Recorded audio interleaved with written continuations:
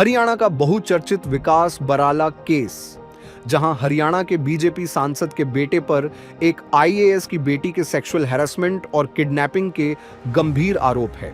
जी हां, हम बात कर रहे हैं हरियाणा के बीजेपी सांसद सुभाष बराला की, जिनके बेटे विकास पर 8 साल पहले अपने दोस्त के साथ एक आईएएस अधिकारी की बेटी का पीछा कर उनको किडनैप करने की कोशिश और सेक्सुअल असॉल्ट का आरोप है।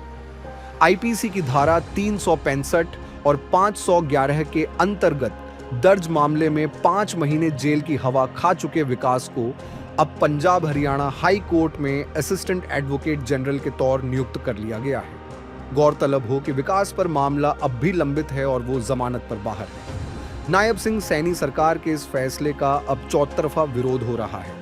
आधिकारिक रिकॉर्ड के अनुसार विकास बराला की नियुक्ति 18 जुलाई को जारी एक सरकारी अधिसूचना के माध्यम से की गई थी। कांग्रेस ने सोशल मीडिया प्लेटफॉर्म एक्स पर अपने आधिकारिक हैंडल से एक पोस्ट में इस नियुक्ति पर आपत्ति जताई है। पार्टी ने कहा, हरियाणा की भाजपा सरकार की बेशर्मी देखिए।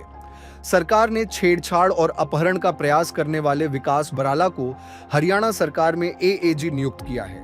इसका मतलब है कि लड़कियों के साथ दुर्व्यवहार करने वाला एक अपराधी अब अदालत में सरकार का प्रतिनिधित्व करेगा।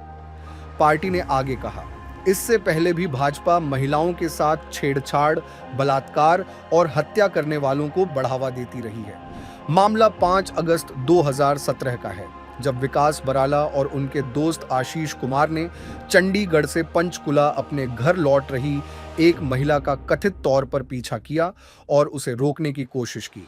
उस समय हरियाणा सरकार में एक वरिष्ठ आईएएस अधिकारी की बेटी और डीजे महिला ने शिकायत दर्ज कराई थी, जिसके बाद दोनों को गिरफ्तार कर लिया गया था। शुरुआत में उन्हें भारतीय दंड संहिता और मोटर वाहन अधिनियम की जमानती धाराओं के तहत मामला दर्ज करने के बाद जमानत पर रिहा कर दिया गया था। मामले को लेकर जनता के आक्रोश और आलोचना के बाद, जिसमें आरोपों को कमजोर करने के आरोप भी शामिल थे, पुलिस ने बाद में 9 अगस्त को आरोपियों को फिर से गिरफ्तार कर लिया।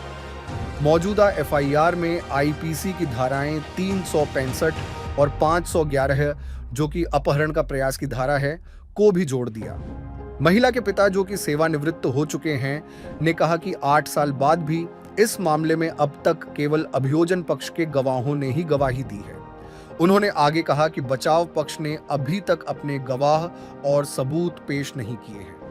उन्होंने श्री बराला की एएजी के रूप में नियुक्ति पर कोई टिप्पणी करने से इनकार कर दिया।